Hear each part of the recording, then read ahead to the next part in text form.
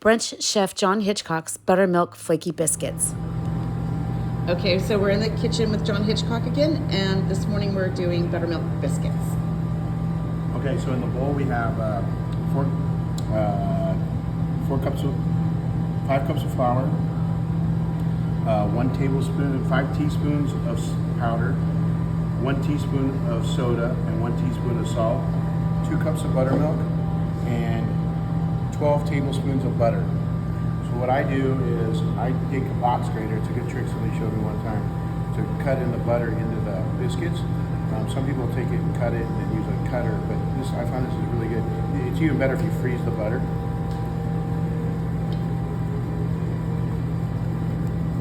You just grate it in.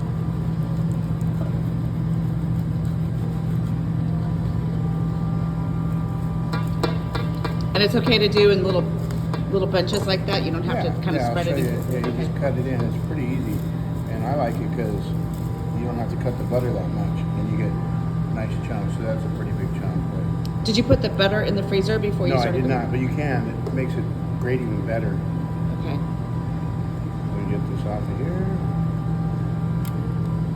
And my boss likes me to melt the butter off the grater into the thing, so I usually put it in the bowl. So then you have your butter, and then you're just going to cut this in. It's pretty easy. I don't do it very long. I like it big chunk. I found out as I've done this over the years, the bigger the flakes, the crispier the biscuits are, and the more flaky they are. So I try to not overdo it. Can you grate the butter ahead of time and freeze it grated? Yeah, you can do that. And would you freeze it grated like that? You can. Okay. Cold butter is the key, though. So some people put it in ice water. So that looks pretty good. So it's supposed to.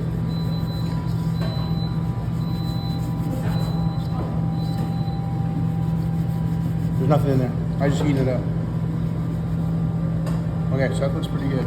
Okay. So you make a well. We're gonna dump 2 cups of buttermilk in here.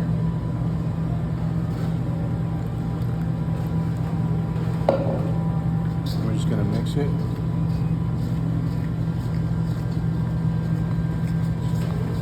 And use just regular all-purpose flour? Yeah, all-purpose flour. Okay. And you just start forming it. And do you sift all the dried ingredients? Yeah. Okay. It's tough with kosher salt, so sometimes I just whisk it. Okay. So that looks pretty good. So then you just dump it on the cutting board, and then it's pretty clean in the bowl, so that's good. We don't have any residue. And you just start forming it. If it gets too dry or wet, sometimes you have to add a little more flour. But the recipe's pretty good. I've never had problems if you scale it correctly. Okay. So if there's a moisture day, sometimes you might have to add a little more flour. Like if it's wet, like an overcast day. The hard part, okay. Yeah, because it takes more. So if it was raining outside, you take that into It might take a consideration? little more flour, like a couple tablespoons. Okay. But it's pretty dry, so it looks good. So you just form this, and you want to press it down. Form it.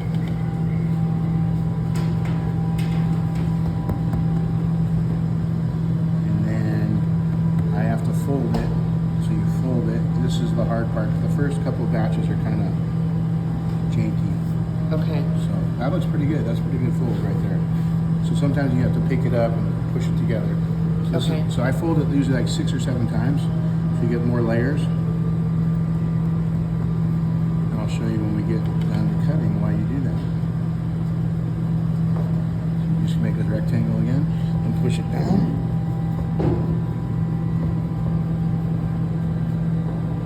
Over.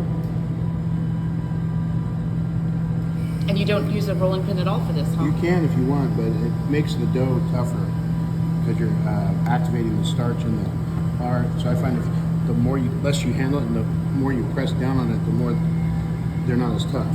Okay. That makes sense. You just flip this over. I like to use a wine bottle for a rolling pin. Yeah, that'll work. So then we take the flour and push it down. This looks pretty good. These are good biscuits today. Okay, so that's 3. And we'll put it over again. This is looking pretty good.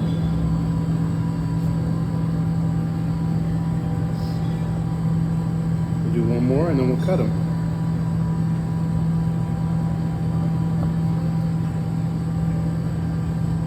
already see that looking like it's going to be so flaky. Yeah, it's nice. So, I'm no pastry chef, so this is like as much baking as I do. So then you want to preheat the oven to 425. Okay. Convection would be about 400 if you're going to do it that way. I do not put egg wash or anything on the tops of them. Some people do.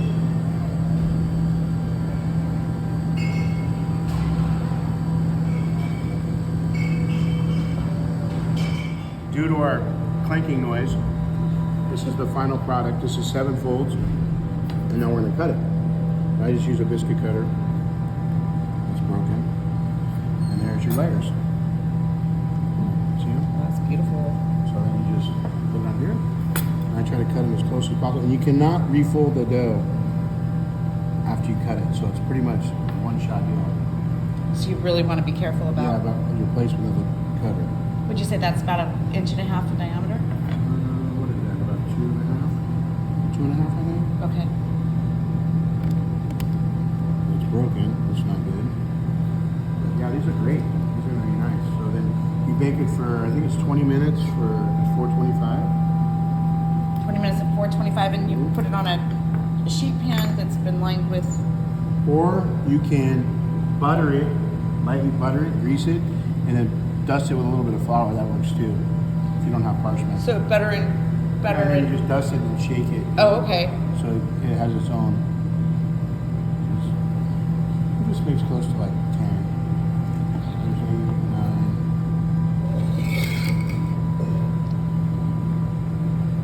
We make 9. It's like, oh, we make it 10. So this is what you're left over with, which is not that much. I mean, it's just flour, buttermilk, and baking powder. Okay. A little bit of butter, and then this is your 10 that you made. So you can roll it out a little thinner, get a dozen. So if you want to. so you But cannot. That's a pretty good. That's a pretty good layer. So that's pretty good. Beautiful. Okay.